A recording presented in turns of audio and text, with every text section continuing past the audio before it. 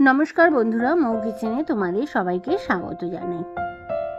আজ ডিম আর ময়দা দিয়ে দারুণ স্বাদের একটা রেসিপি নিয়ে তোমাদের কাছে আমি হাজির হয়ে গেছি। এই রেসিপিটি বানানোর জন্য আমি পোলট্রির মুরগির ডিম নিয়ে নিয়েছি। তোমরা চাইলে দেশি মুরগির ডিমও ব্যবহার করতে পারো। এখানে আমি 3টে ডিম ফাটিয়ে নিচ্ছি। তোমরা তোমাদের প্রয়োজন মতন ডিম ব্যবহার করবে। ডিমগুলো আমার সব ফাটিয়ে নেওয়া হয়ে গেছে। এবার দিয়ে দেবো স্বাদ মতন লবণ, আর দিয়ে দিচ্ছি কুচনো পেঁয়াজ, আর ঝালের জন্য দিয়ে দিচ্ছি কাঁচা লঙ্কা, আর ফ্লেভারটা যাতে ভালো আসে এর জন্য আমি খানিকটা ধনেপাতা কুচিও এখানে নিয়ে নিয়েছি। এবার সমস্ত কিছু খুব ভালোভাবে আমি ফেটিয়ে নেব। ডিমটা ভালোভাবে ফেটানো হয়ে গেলে একটি ঢাকনা দিয়ে ঢেকে আমি এক সাইডে রেখে দেবো। এবার আরেকটি পাত্র নিয়ে তাতে নিয়ে নিচ্ছি 4 চামচের মতন ময়দা।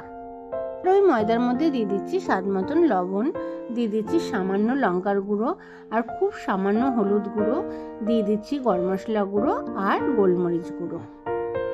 এখানে আমি ছোট চামচে 3 চামচ আদা রসুন বাটাও দিয়ে দিচ্ছি। এখানে দিয়ে দিচ্ছি কুচনো ধনেপাতা, আর দিয়ে দিচ্ছি খুব সামান্য পরিমাণে খাবার সোডা। এরপরে অল্প অল্প করে জল দিয়ে আমি একটা স্মুথ ব্যাটার বানিয়ে নেব।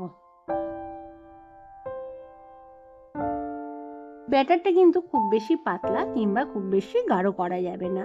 সাধারণত আমরা বেগুনি ভাজার সময় যেইভাবে বেসনের ব্যাটার তৈরি করি ঠিক তেমনভাবেই ব্যাটারটা তৈরি করে নিতে হবে।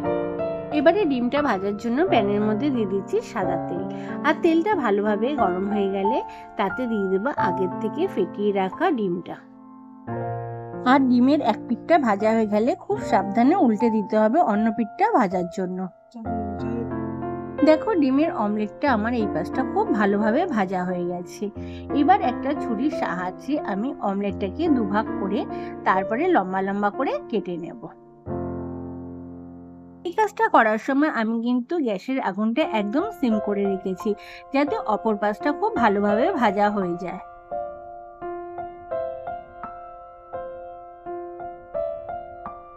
ডিমটা টুকরো টুকরো করে নেওয়ার পরে ফ্রাইং প্যানে পর্যাপ্ত পরিমাণে তেল দিয়ে এক একটা ডিমের টুকরো আগের থেকে যে ময়দার ব্যাটারটা বানিয়ে রেখেছিলাম তাতে চুবিয়ে তেলের মধ্যে দিয়ে দেবো ভাজার জন্য।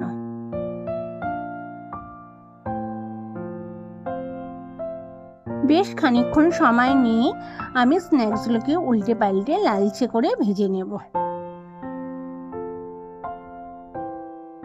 আর এই স্ন্যাক্সগুলো খেতে এতটাই ভালো লাগে যে বাচ্চা থেকে বড় সকলেই ভীষণ পছন্দ করেন খেতে। এছাড়া বাড়িতে কোনো গেস্ট আসলে অনায়াসে এটা বানিয়ে খুব সহজে তাদের পরিবেশন করা যায়। স্ন্যাক্সগুলো আমার ভাজা হয়ে গেছে। এবার একে একে সমস্ত স্ন্যাক্সগুলো আমি তুলে নিচ্ছি।